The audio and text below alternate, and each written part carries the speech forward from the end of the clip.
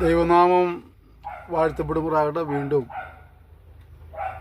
ദൈവദിനമായി നിങ്ങളെ സന്ധിപ്പാൻ എനിക്ക് ലഭിക്കുന്ന അവസരങ്ങളെ ഓർത്ത് ഞാൻ ദൈവത്തെ സ്തുതിക്കുന്നു, സ്തോത്രം ചെയ്യുന്നു. ലോകത്തിൻ്റെ വിവിധ ഭാഗങ്ങളിലിരുന്നു കൊണ്ട് ഈ സന്ദേശങ്ങൾ ശ്രവിക്കുന്ന എല്ലാ പ്രിയപ്പെട്ടവർക്കും കർത്താവായ യേശു ക്രിസ്തുവിന്റെ നാമത്തിൽ ഞാൻ എൻ്റെ വന്ദനങ്ങളെ അറിയിക്കുകയാണ്. നിങ്ങൾ നൽകുന്ന പ്രോത്സാഹനം, സഹകരണം, പ്രാർത്ഥനയുടെ പിൻബലത്തിനായി ഞാൻ നന്ദി പറയുന്നു. ദൈവം നിങ്ങളെല്ലാവരെയും ധാരാളമായി അനുഗ്രഹിക്കുമാറാകട്ടെ. നാം നമ്മുടെ പാഠ്യപദ്ധതിയുടെ ബന്ധത്തിൽ ഇത് 45-ാമത്തെ വിഷയമാണ്. നമ്മൾ ഇന്ന് പഠിക്കുന്നത് 1ഉം 2ഉം ശമൂവേലിൻ്റെ പുസ്തകങ്ങളുടെ ഒരു ആമുഖമാണ്. കഴിഞ്ഞ ക്ലാസ് വരെ നമ്മൾ ചെയ്തുകൊണ്ടിരുന്നത് ഓരോ പുസ്തകത്തിലെയും ഓരോ അധ്യായവും അതിലെ ഓരോ വാക്യങ്ങളും നമ്മൾ വായിച്ച് അതിൽ നിന്നും അത്യാവശ്യം വിശദീകരണം നൽകേണ്ട സ്ഥലങ്ങളിൽ വിശദീകരണം നൽകിയും അല്ലാത്തടത്ത് അങ്ങനെ ഓടിച്ചു വിടുകയായിരുന്നു. അപ്പോൾ വ്യത്യസ്തങ്ങളായ പ്രതികരണങ്ങളാണ് ഇതിൽ നിന്ന് ലഭിച്ചത്. ചിലർ പറഞ്ഞത് ഞങ്ങളത് വായിച്ച് ഞങ്ങൾക്ക് മനസ്സിലാവുന്നുണ്ട്, അപ്പോൾ അതുകൊണ്ട് അത്രയും സമയം കളഞ്ഞില്ലെങ്കിലും കുഴപ്പമില്ല എന്ന് പറഞ്ഞവരുണ്ട്. എല്ലാ വചനത്തിനും നമുക്ക് ഒരു വ്യാഖ്യാനം കൊടുത്തു പോകാനുള്ള സമയം നമ്മുടെ മുന്നിൽ ഇല്ലാത്തതുകൊണ്ട് നമ്മൾ ആ ഒരു കീഴ്വഴക്കത്തെ നിർത്തിയിട്ട് ഒരു പുസ്തകത്തെക്കുറിച്ചുള്ള ലഘുവിവരണങ്ങൾ നൽകിക്കൊണ്ട് ഓരോ അധ്യായത്തെക്കുറിച്ചുള്ളതായ ലഘുവിവരണങ്ങൾ നൽകിക്കൊണ്ട് പഠിതാക്കൾക്ക് സ്വയ പഠനത്തിനൊരു വാതായനം തുറന്നിടുകയാണ് ഈ സെക്ഷൻ മുതൽ. അപ്പോൾ നമ്മൾ 1, 2 ശമൂവേൽ എന്നീ പുസ്തകങ്ങളുടെ ഒരു രൂപരേഖ എന്തൊക്കെയാണതിൽ പ്രതിപാദിച്ചിരിക്കുന്നത് എന്ന് വേദപുസ്തകത്തിനകത്തു നിന്നുള്ള ചില കാര്യങ്ങളും വേദപുസ്തകത്തിന് പുറത്തുനിന്ന് ലഭ്യമായുള്ള ചില അറിവുകളും ആ പുസ്തകത്തെ സംബന്ധിച്ച് നൽകുവാൻ ഞങ്ങൾ ആഗ്രഹിക്കുന്നു. ശമൂവേലിനെ കുറിച്ച് നമ്മൾ പഠിക്കുമ്പോൾ BC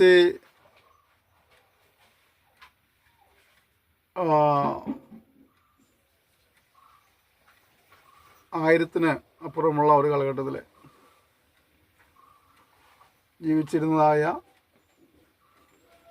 ഒരു വ്യക്തിയായിരുന്നു ശമൂവേലെന്ന് ചരിത്രകാരന്മാർ വിശേഷിപ്പിക്കുന്നുണ്ട്.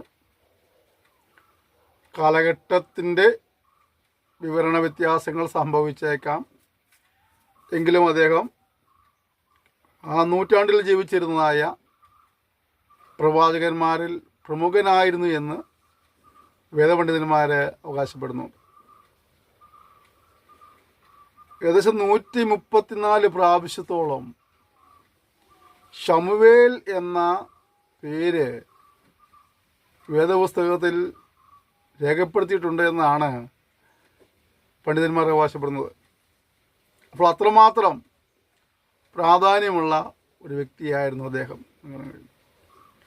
എൽക്കാനയുടെയും ഹന്നയുടെയും മകനായാണ് ശമൂവേൽ ജനിക്കുന്നത്. നമുക്കറിയാം, എൽക്കാനയ്ക്ക് 2 ഭാര്യമാരുണ്ട്. ഒരാൾ ഹന്ന, ഒരാൾ പെനീന. പെനീനയ്ക്ക് മക്കളുണ്ടായിരുന്നു, ഹന്നയ്ക്ക് മക്കളുണ്ടായിരുന്നില്ല. അങ്ങനെ പെനീനയാൽ ഹന്ന ഒരുപാട് നിന്ദിക്കപ്പെട്ടിരുന്നു എന്ന് നാം വചനം പഠിക്കുമ്പോൾ മനസ്സിലാക്കാൻ കഴിയുന്നുണ്ട്. മക്കളില്ലാത്ത ഒരു സങ്കടം അതിവേദനയായി അവൾ ദൈവത്തിൻ്റെ ആലയത്തിൽ പോയിരുന്ന് കരഞ്ഞ് പ്രാർത്ഥിക്കുന്നതായ കാര്യങ്ങൾ നമ്മൾ കാണുന്നുണ്ട്. അന്നവിടെ ഉണ്ടായിരുന്ന പുരോഹിതന് പോലും ആ വേദനയുടെ ആഴം മനസ്സിലാക്കുവാൻ കഴിയാതെ തെറ്റിദ്ധരിക്കപ്പെട്ടതായ അനുഭവങ്ങൾ നമുക്കവിടെ കാണാൻ കഴിയുന്നുണ്ട്. എങ്കിലും ദൈവം അവളുടെ നിലവിളി കേട്ട് അവൾക്ക് പ്രാർത്ഥനയ്ക്ക് മറുപടി കൊടുത്ത് പിൽക്കാലങ്ങളിൽ ആ മറുപടിയുമായി അവൾ ദേശത്തൂടെ നടന്നു എന്നുള്ളത് ചരിത്ര സംഭവമാണ്. ഈ പാഠം നമ്മൾ പഠിക്കുമ്പോൾ നിങ്ങളോടൊരു സന്ദേശം എനിക്ക് പറയാനുള്ളത്, പക്ഷെ നിന്ദിക്കപ്പെട്ട വിഷയങ്ങളുണ്ടാകാം, പരിഹസിക്കപ്പെട്ടതോ അവഗണിക്കപ്പെട്ടതോ ഒറ്റപ്പെട്ടതായ വേദനയുടെ വിഷയങ്ങളുണ്ടാകാം.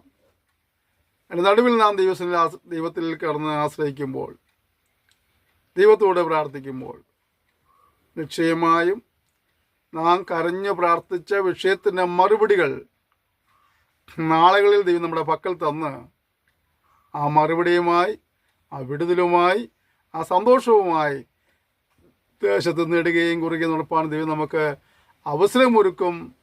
അത്രമാത്രം ശക്തനാണ്, വിശ്വസ്തനാണ് നാം സേവിക്കുന്ന ദൈവം. ശമൂവേലിനെ കുറിച്ച് നമ്മൾ പഠിക്കുമ്പോൾ അദ്ദേഹം പ്രവാചകനായിരുന്നു എന്ന് കാണാൻ കഴിയുന്നുണ്ട്. ആലയത്തിലെ ശുശ്രൂഷകൾക്ക് പങ്കാളിത്തം വച്ചൊരു വ്യക്തി കാണാൻ കഴിയുന്നു. ന്യായാധിപനായിരുന്നു എന്ന് കാണാൻ കഴിയുന്നുണ്ട്. 1 ശമൂവേൽ 3:20 പഠിക്കുമ്പോൾ താൻ പ്രവാചകനെന്നും 1 ശമൂവേൽ 7:15 പഠിക്കുമ്പോൾ താൻ ന്യായാധിപനെന്നും കാണാൻ കഴിയുന്നു. അപ്പോൾ വ്യത്യസ്തങ്ങളായ ശുശ്രൂഷകൾ താൻ ചെയ്തിരുന്നത് നമുക്ക് പഠിക്കുമ്പോൾ കാണാൻ കഴിയുന്നുണ്ട്. 1 ശമൂവേൽ 9:6 പഠിക്കുമ്പോൾ താൻ ദൈവപുരുഷൻ എന്ന് അവിടെ വിശേഷിപ്പിക്കുന്നുണ്ട്. 1 ശമൂവേൽ 9:11 താൻ ദർശകൻ എന്ന് വിശേഷിപ്പിക്കുന്നുണ്ട്. എബ്രായ വേദപുസ്തകത്തിൽ മുൻകാല പ്രവാചകന്മാർ എന്ന തലക്കെട്ടിൽ ഉൾപ്പെട്ടിരിക്കുന്ന ഗണത്തിലെ ശമൂവേലിലും ഉണ്ടായിരുന്നു. മുൻകാല പ്രവാചകന്മാർ, ഞാൻ കഴിഞ്ഞ യോശുവയുടെ പുസ്തക ക്ലാസ് എടുക്കുമ്പോൾ എൻ്റെ ഓർമ്മ മുൻകാല പ്രവാചകന്മാർക്ക് സൂചിപ്പിക്കേണ്ടതായിത്തീർന്നു. യോശുവ മുതൽ രാജാക്കന്മാരുള്ള പുസ്തകങ്ങളിൽ ആ പുസ്തകങ്ങളെ മുൻകാല പ്രവാചകന്മാർ എന്നുള്ള നിലയിലാണ് ഉൾപ്പെടുത്തിയിട്ടുണ്ടായിരുന്നത്. അതിൽ ശമൂവേലിൻ്റെ പുസ്തകവും ഉൾപ്പെട്ടിരുന്നു. ശമൂവേലിൻ്റെ പുസ്തകവും രാജാക്കന്മാരുടെ പുസ്തകവും ഒരു ചുരുളായിരുന്നു എന്നാണ് പണ്ഡിതന്മാർ പറയുന്നത്. രണ്ടു പുസ്തകവും 1448 വരെ ആ നിലയിൽ തന്നെ തുടർന്നു എന്നും 1516-17 കാലയളവിൽ ബോംബർഗ് ബൈബിളിലാണ് ആദ്യമായി ശമൂവേലിൻ്റെ പുസ്തകത്തെ വേർതിരിച്ച് രേഖപ്പെടുത്തിയെന്നും പണ്ഡിതന്മാർ അവകാശപ്പെടുന്നു. നമ്മളിപ്പോൾ പറയുന്ന 1 ശമൂവേൽ 2 ശമൂവേൽ എന്നുള്ളത് ഒരുമിച്ചായിരുന്നു. എന്നാൽ 1516 16-17 കാലയളവിലാണ് ബോംബർഗ് ബൈബിളിലാണ് ആദ്യമായിട്ട് ഇതിനെ 1 ശമൂവേൽ 2 ശമൂവേൽ വേർതിരിച്ചെന്നാണ് പണ്ഡിതന്മാർ പറയുന്നത്. രചയിതാവ് ശമൂവേലാണെന്നും തൻ്റെ മരണശേഷം ഗാദ്, നാഥാൻ എന്നിവർ എഴുതി പൂർത്തിയാക്കിയെന്നൊക്കെ പണ്ഡിതന്മാർ അഭിപ്രായപ്പെടുന്നുണ്ട്. ഇതിൻ്റെ സ്ഥിതിവിവരം നമ്മൾ പഠിച്ചു നോക്കിയാൽ ഇത് 9ാമത്തെ പുസ്തകമാണ്. 31 അധ്യായമുണ്ട്. 1 ശമൂവേലിൽ 810 വാക്യങ്ങളുണ്ട്. 125 ചോദ്യങ്ങളുണ്ട്. നിവൃത്തിയായ 50ഓളം പ്രവചന വാക്യങ്ങളുണ്ട്. നിവൃത്തിയാകാത്ത 2 പ്രവചന വാക്യങ്ങളുണ്ട്. 4 വാഗ്ദാനങ്ങളുണ്ട്. 117 കൽപ്പനകളുണ്ട്. ഏകദേശം 57ഓളം പ്രവചന വാക്യങ്ങളുണ്ട്. 1 ശമൂവേലിന്റെ കാര്യമായി ഇതിൻ്റെ ഉള്ളടക്കം ഒന്ന് പഠിച്ചു നോക്കിയാൽ 1-ാം അധ്യായം ശമൂവേലിൻ്റെ ജനനവും ബാല്യകാലവും ഒക്കെ വിവരിക്കുന്നതായ ഭാഗങ്ങളാണ് 1-ാം അധ്യായം. 2-1 മുതൽ 10 വരെ ഹന്നയുടെ പാട്ടാണ്. 2-11 മുതൽ 36 വരെ ഏലിയും അവൻ്റെ അധർമ്മികളുമായ പുത്രന്മാരെ കുറിച്ചുള്ള വിവരണം കാണാൻ കഴിയുന്നുണ്ട്. 3-ാം അധ്യായം ശമൂവേലിനെ ദൈവം വിളിക്കുന്നതായ ചരിത്രം വിവരിക്കുന്നതാണ്. 4-ാം അധ്യായം ദൈവത്തിൻ്റെ പെട്ടകം ശത്രുക്കളാൽ പിടിക്കപ്പെടുന്ന ചരിത്രം വിവരിക്കുന്ന ഭാഗമാണ്. 5-ാം അധ്യായത്തിൽ പെട്ടകത്തിൻ്റെ ശക്തി വെളിപ്പെടുന്നതായ ചരിത്രങ്ങൾ വിവരിക്കുന്നുണ്ട്. 6-7 അധ്യായങ്ങളിൽ പിടിക്കപ്പെട്ടതായ പെട്ടകത്തെ വീണ്ടെടുക്കുന്നതായ ചരിത്ര സംഭവങ്ങൾ കാണാൻ കഴിയുന്നു. 8-9 അധ്യായങ്ങളിൽ ഇസ്രായേലിനെ ഭരിക്കേണ്ടതിനായിട്ട് അവരുടെ ആഗ്രഹപ്രകാരം തിരഞ്ഞെടുക്കപ്പെട്ടതായ ആദ്യത്തെ രാജാവായ ശൗലിനെ കാണാൻ കഴിയുന്നുണ്ട്. 10-11 അധ്യായങ്ങളിൽ ശൗലിൻ്റെ അഭിഷേകവും സ്ഥിരീകരണവും കാണാൻ കഴിയുന്നു. 12-ാം അധ്യായത്തിൽ ജനത്തിനുള്ള ശാസനയും നിർദ്ദേശവും നൽകുന്നത് കാണാൻ കഴിയുന്നുണ്ട്. 13-ാം അധ്യായം മുതൽ 15-ാം അധ്യായം വരെ ശൗലിൻ്റെ അനുസരണക്കേടും തിരസ്കരണവും നമുക്ക് കാണാൻ കഴിയുന്നു. 13-ാം അധ്യായത്തിൽ പാപഭംഗിലമായ ശൗലിൻ്റെ യാഗം കാണാൻ കഴിയുന്നുണ്ട്. 14-ാം അധ്യായത്തിൽ ശൗലിൻ്റെ ദ്രുതഗതിയിലുള്ള ശബ്ദം കാണാൻ കഴിയുന്നു. 15-ാം അധ്യായത്തിൽ ശൗലിൻ്റെ അപൂർണമായ അനുസരണം കാണുവാൻ കഴിയുന്നു. 16-ാം അധ്യായത്തിൻ്റെ 1 മുതൽ 13 വരെ ശമൂവേലിനാലുള്ള ദാവീദിൻ്റെ അഭിഷേകത്തെക്കുറിച്ച് കാണാൻ കഴിയുന്നുണ്ട്. 16-ാം അധ്യായത്തിൻ്റെ 14 മുതൽ 23 വരെ ശമൂവേലിനെ ശുശ്രൂഷിക്കുന്ന വിധങ്ങളെ കാണാൻ കഴിയുന്നു. 17-ാം അധ്യായത്തിൽ ഗോലിയാത്തിനെ പരാജയപ്പെടുന്നതായ ചരിത്രം കാണാൻ കഴിയുന്നു. 18-ാം അധ്യായത്തിൽ മീകളിനെ ദാവീദ് വിവാഹം കഴിക്കുന്ന ചരിത്രം കാണാൻ കഴിയുന്നു. 19-ഉം 20-ഉം അധ്യായങ്ങളിൽ യോനാഥാൻ്റെ ആത്മാർത്ഥമായ സ്നേഹം ദാവീദിനുള്ള സ്നേഹത്തെ പ്രദർശിപ്പിക്കാൻ കാണാൻ കഴിയുന്നുണ്ട്. 21-ാം അധ്യായത്തിൽ അഹിമേലെക്കിൻ്റെ ദയ ദാവീദിനോട് കാണിക്കുന്നതായി കാണാൻ കഴിയുന്നു. 22-ാം അധ്യായം ദാവീദിൻ്റെ രക്ഷപ്പെടലാണ്. അതുപോലെ പുരോഹിതന്മാരെ ശൗൽ വധിക്കുന്നതായും കാണാൻ കഴിയുന്നു. 23-ാം അധ്യായത്തിൽ കെയിലയുടെ ഒറ്റുകൂടുകൾ കാണാൻ കഴിയുന്നുണ്ട്. 24-ാം അധ്യായത്തിൽ ശൗലിനോട് ദയ കാണിക്കുന്ന അല്ലെങ്കിൽ അവനെ കൊല്ലാതെ വിടുന്നതായ ദാവീദിനെ കാണാൻ കഴിയുന്നു. 25-ാം അധ്യായത്തിൽ നാബാലിൻ്റെ ഭോഷത്വമാണ് അവിടുത്തെ പ്രധാന പ്രതിവാദി വിഷയം. 26-ാം അധ്യായത്തിൽ 2-ാം തവണയും ശൗലിനോട് ദാവീദ് ക്ഷമിക്കുന്നതിനെ കാണാൻ കഴിയുന്നുണ്ട്.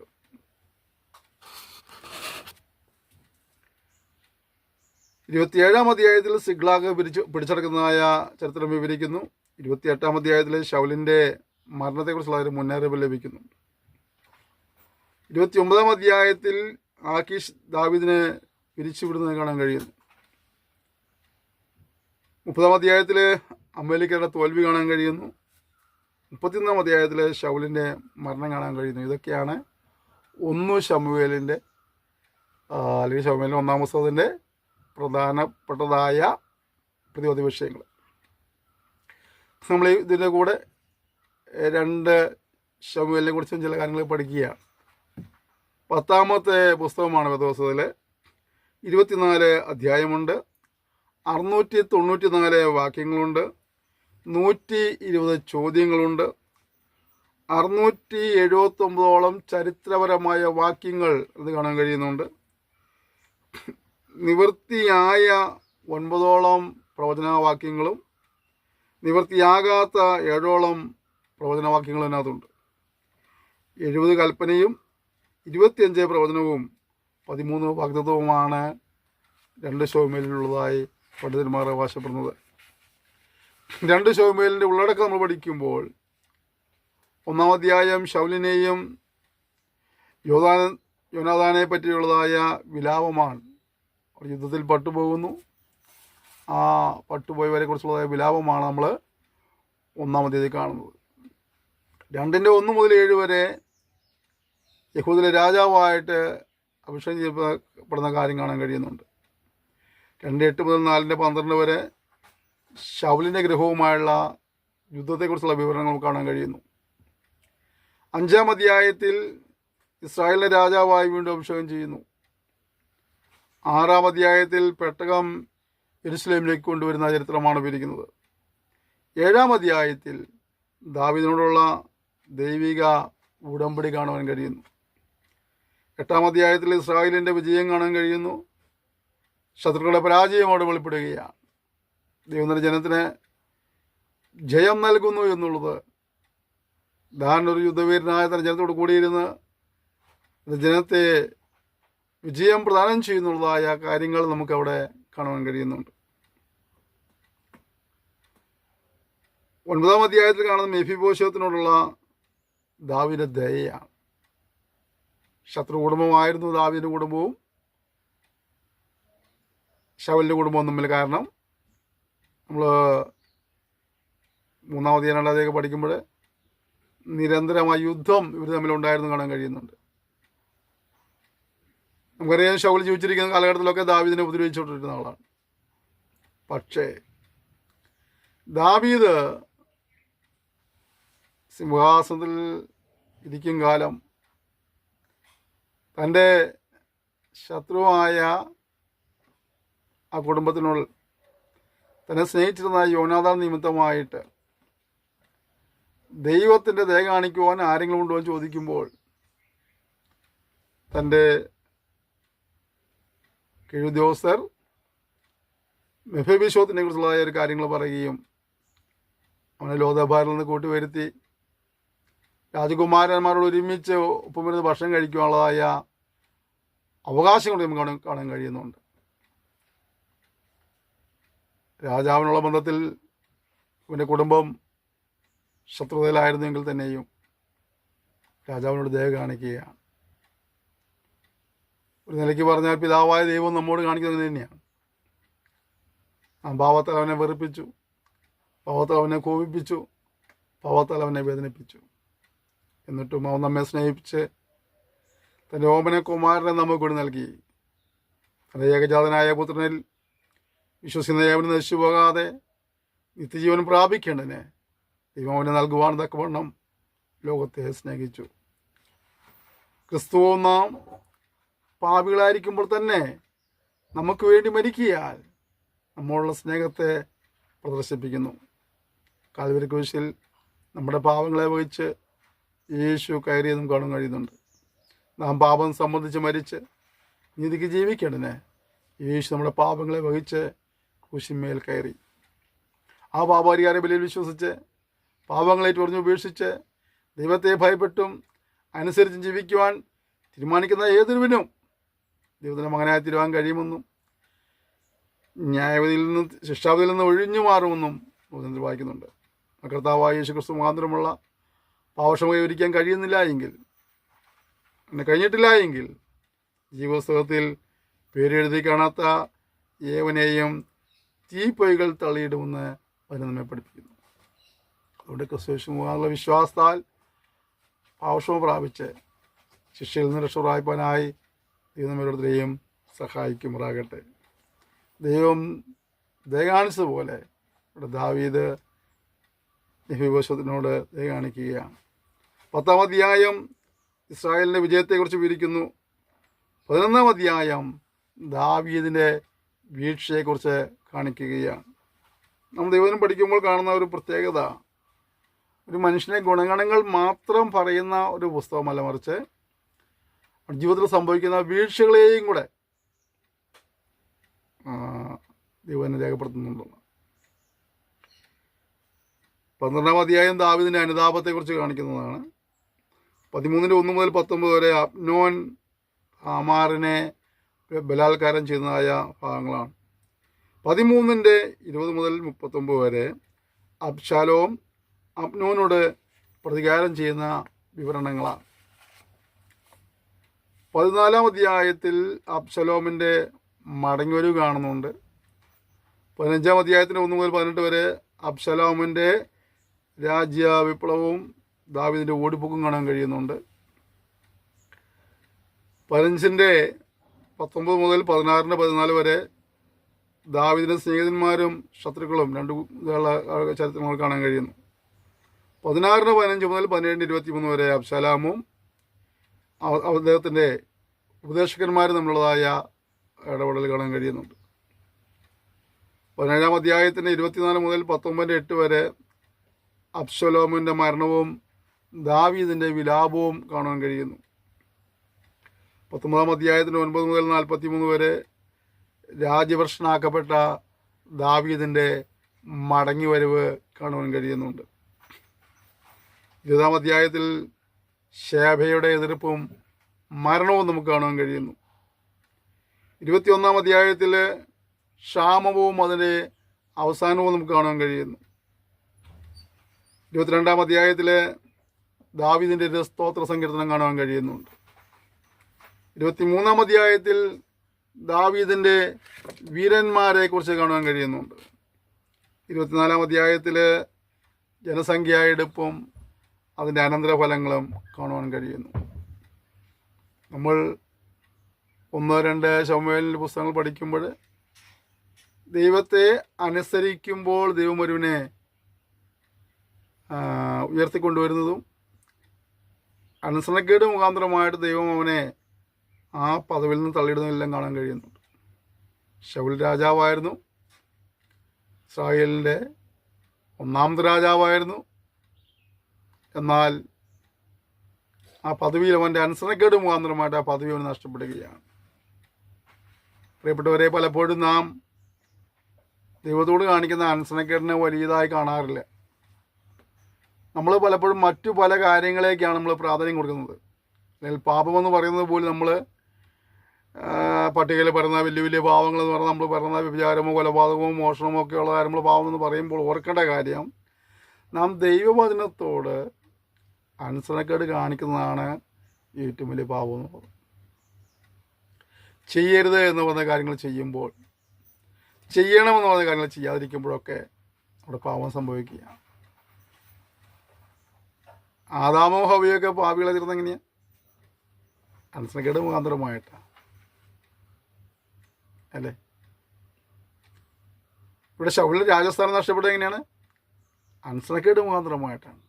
അപ്പോൾ അനുസരണക്കേട് എന്നുള്ളത് വലിയ വില കൊടുക്കേണ്ടി വരുന്ന ഒരു തെറ്റായതുകൊണ്ട് അനുദിനവും ദൈവത്തെ ഭയപ്പെട്ടും അനുസരിച്ച് ജീവിക്കാൻ നമ്മൾ സമർപ്പിക്കാം.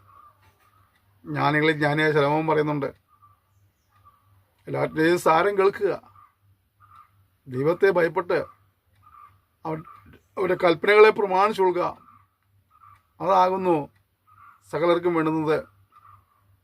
പുള്ളി അതിൻ്റെ അടുത്ത് വ്യാഖ്യാനം പറഞ്ഞ കാരണം പറയുക, ദൈവം നല്ലതും തീയതുമായ സകല രഹസ്യങ്ങളുമായതിനെ ന്യായവിസ്താരത്തിലേക്ക് വരുത്തും. അതുകൊണ്ട് ശിഷ്ടായുസ് ദൈവത്തെ ഭയപ്പെട്ടും അനുസരിച്ച് ജീവിച്ച് ദൈവിക അനുഗ്രഹങ്ങൾ പ്രാപിപ്പാൻ ദൈവം എല്ലാവരെയും സഹായിക്കട്ടെ. നമുക്ക് ഒരുമിച്ച് ദിവസങ്ങളിൽ പ്രാർത്ഥിക്കാം. സ്വർഗീയ പിതാവേ, ഇതൊന്ന സെക്ഷനായ സ്തോത്രം ചെയ്യുന്നു. പിതാവേ, ഈ വചനം പഠിക്കാനായുള്ളതായ ഒരു പ്രാരംഭ ഒരുക്കം ഇതിൽ ലഭിക്കാൻ ഇടയായിത്തീർന്നു. ഈ കാര്യങ്ങളെ മനസ്സിൽ വെച്ചുകൊണ്ട് ഓരോ അധ്യായവും വായിക്കുവാൻ, പഠിക്കുവാൻ, വചനത്തിൽ വളരുവാൻ, അതിനനുസരിച്ച് അനുഗ്രഹങ്ങൾ പ്രാപിപ്പാൻ ഇത് സഹായിക്കുമാറാകണമെന്ന് പ്രാർത്ഥിക്കുന്നു. ഈ സന്ദേശങ്ങൾ പങ്കുവയ്ക്കുന്നവരെയും ശുശ്രൂഷ കൊടുത്ത് പ്രാർത്ഥിക്കുന്നവരെയും നിവേദനങ്ങളിൽ സഹായിക്കുന്നവരെയും ഒക്കെ തന്നെ ഭരമേൽപ്പിക്കുകയാണ്. ഇങ്ങനെ പെരുവരായി അനുഗ്രഹിക്കുമാറാകണമേ.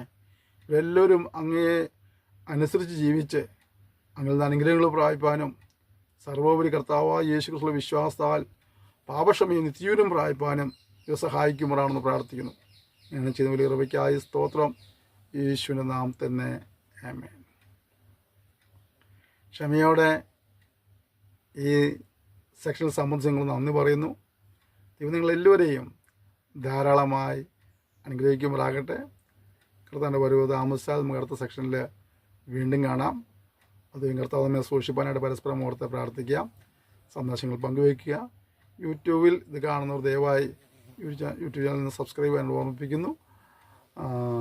അതുപോലെ ശുശ്രൂഷ എടുത്ത് പ്രാർത്ഥിക്കണം. നിങ്ങളുടെ എല്ലാ സഹകരണത്തിനും എല്ലാ പ്രോത്സാഹനത്തിനും നന്ദി പറയുന്നു. Thank you. May God bless you.